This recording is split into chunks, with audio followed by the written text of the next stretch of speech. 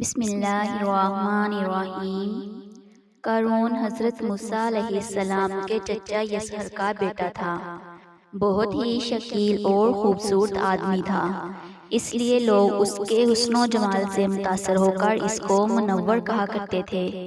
اس کے ساتھ ساتھ اس میں یہ کمال بھی تھا کہ وہ بنی اسرائیل میں تورات کا بہت بڑا عالم اور بہت ہی ملنسار و بااخلاق انسان تھا، اور لوگ اس کا بہت ہی ادب و احترام کرتے تھے۔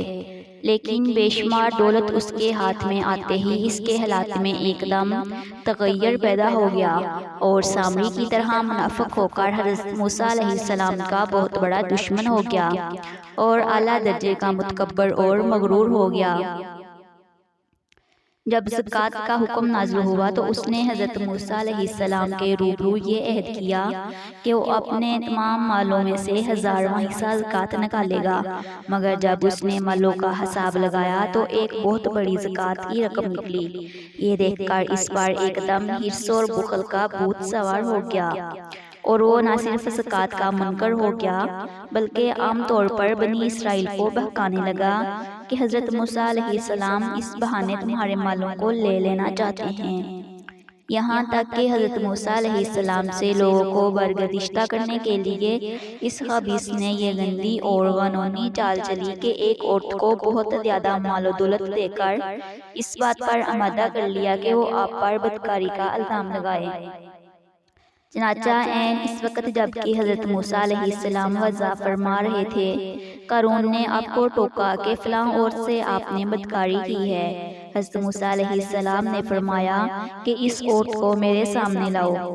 چنانچہ وہ عورت لائی گئی تو حضرت موسیٰ علیہ السلام نے فرمایا کہ اے عورت، اس اللہ کی قسم جس نے بنی اسرائیل کے لیے دریا کو پھاڑ دیا اور عافیت و سلامتی کے ساتھ دریا کے پار کروا کر فرعون سے نجات دے دی، سچ سچ کہہ دے کہ واقعہ کیا ہے۔ حضرت موسیٰ علیہ السلام کے جلال سے عورت سہم کر کانپنے لگی، اور اس نے مجمع عام میں صاف صاف کہہ دیا کہ اے اللہ کے نبی، مجھ کو قارون نے کثیر دولت دے کر آپ پر بہتان لگانے کے لیے آمادہ کیا ہے۔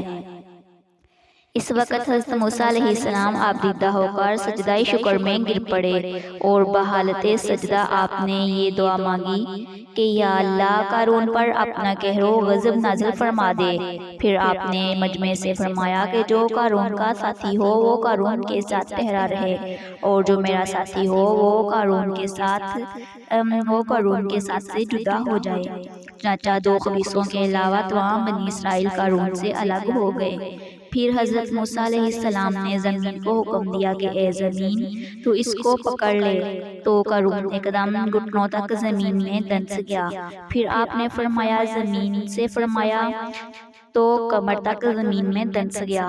یہ دیکھ کر قارون رونے اور بلبلانے لگا اور قرابت و رشتہ داری کا واسطہ دینے لگا، مگر آپ نے کوئی التفات نہ فرمایا، یہاں تک کہ وہ بالکل زمین میں دنس گیا۔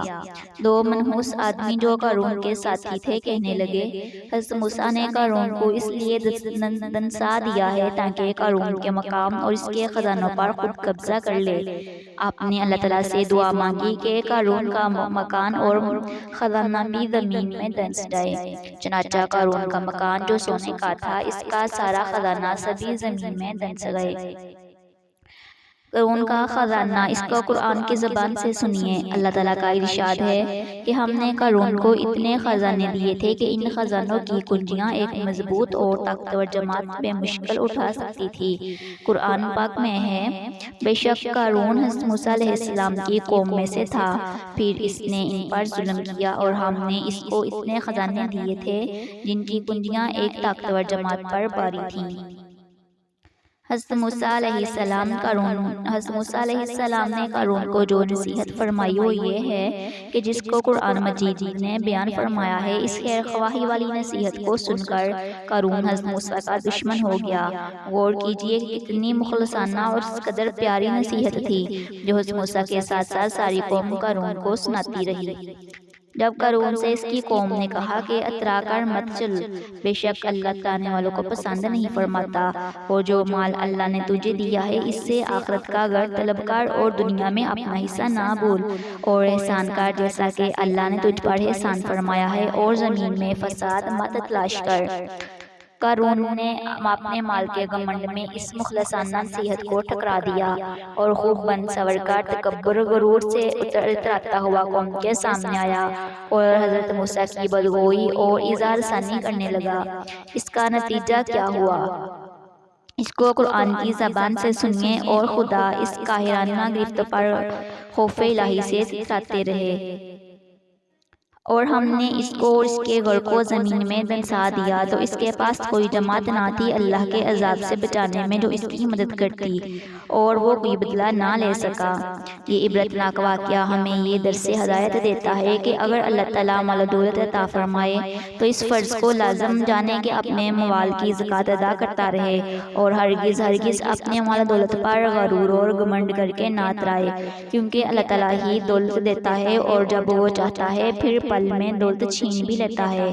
ہر وقت اس کا دھیان رکھتے ہوئے تواضع اور انکسار کی عادت رکھیں، اور ہرگز کبھی انبیاء و اولیاء صالحین کی اظہار ثانی بدگوئی نہ کریں، کہ ان مقولان بارگاہ الہی کی دعا اور بد دعا سے وہ ہو جاتا ہے جس کا لوگ تصور اور خیال بھی نہیں کر سکتے۔